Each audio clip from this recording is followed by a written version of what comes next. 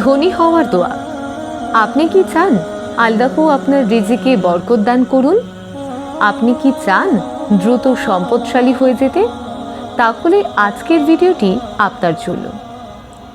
আমরা এখন এমন একটি দোয়া শিখব যা রাসূল সাল্লাল্লাহু আলাইহি ওয়াসাল্লাম আমাদের শিখিয়েছেন, যা নিয়মিত পাঠ করলে ইনশাল্লাহ আপনি খুব দ্রুত ধনী হতে পারবেন। ভিডিওটি শেষ পর্যন্ত দেখবেন এবং নিজেই এই দোয়াটি বরকত অনুভব করবেন।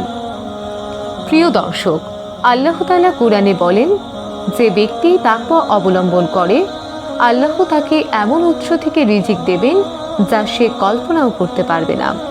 সূরা আত-তালাক।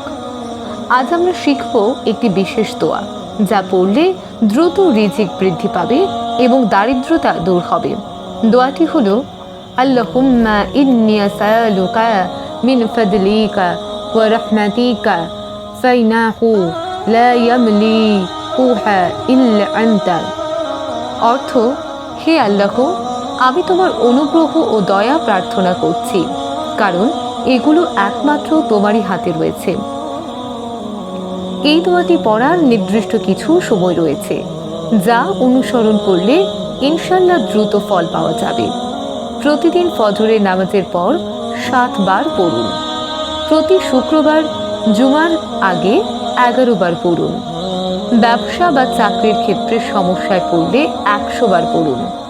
ঘুমানোর আগে পড়লে স্বপ্নেও বরকতের ইশারা পেতে পারেন।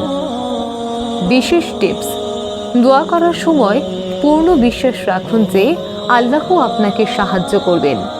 হালাল উপার্জনের প্রতি গুরুত্ব দিন।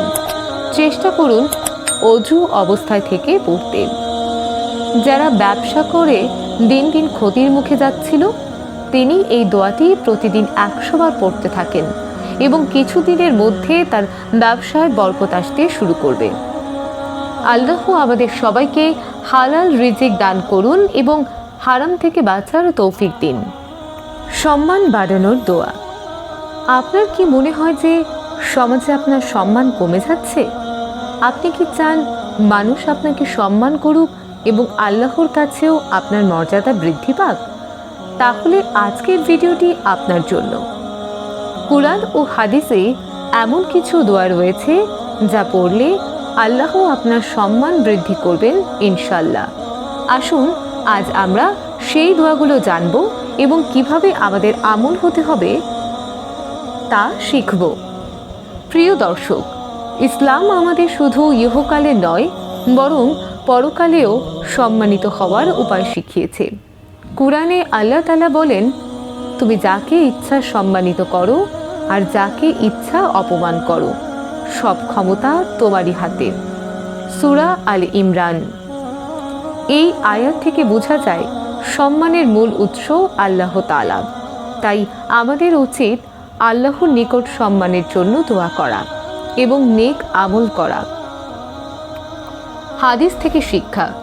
রাসূল সাল্লাল্লাহু আলাইহি ওয়াসাল্লাম বলেছেন, যে ব্যক্তি বিনয়ী হয় আল্লাহ তাকে সম্মানিত করেন। মুসলিম শরীফ। অর্থাৎ যদি আমরা বিনয়ী হই তাহলে মানুষ আমাদের সম্মান করবে এবং আল্লাহর কাছেও আমাদের মর্যাদা বৃদ্ধি পাবে। সম্মান ও মর্যাদা বৃদ্ধির দোয়া। আল্লাহুম্মা জআলনি আজিজান ফি দুনিয়া ওয়াল আখিরা। অর্থ, হে আল্লাহ, আমাকে দুনিয়া ও আখিরাতে সম্মানিত করো। প্রিয় দর্শক, সম্মান কোনো বস্তুগত সম্পদ নয়, এটি আল্লাহর দান। আমরা যদি আমাদের চরিত্র সুন্দর রাখি, আল্লাহর হুকুম মেনে চলি এবং নিয়মিত এই দোয়াগুলো পড়ি, তাহলে আমাদের সম্মান অবশ্যই বৃদ্ধি পাবে। আপনি